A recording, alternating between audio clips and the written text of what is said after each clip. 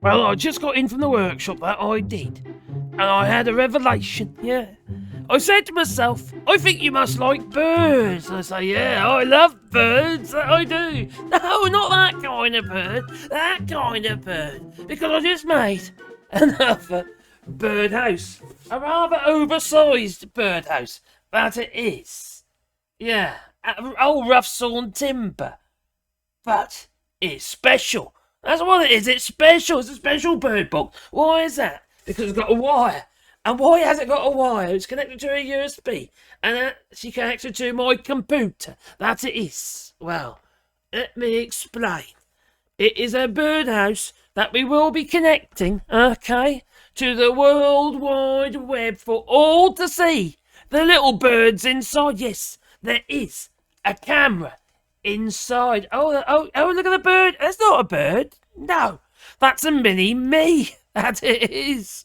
Well, you see, the whole point is we're doing a rewilding here in France. That we are, back, yeah.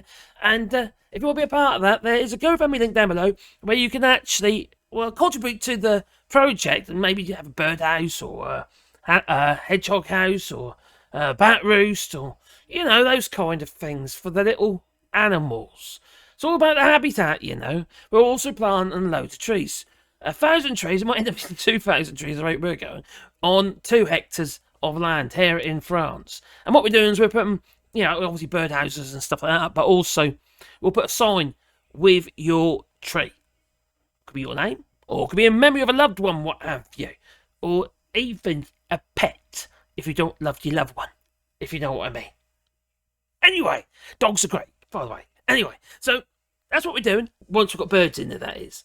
And hopefully we'll get some great tits in there. Yeah, a great tit, I do. Some people call me a great big tit. It won't be the first time. What say you? Leave in the comments down below. But there's a GoFundMe link down below in the description if you do want to be part of the project.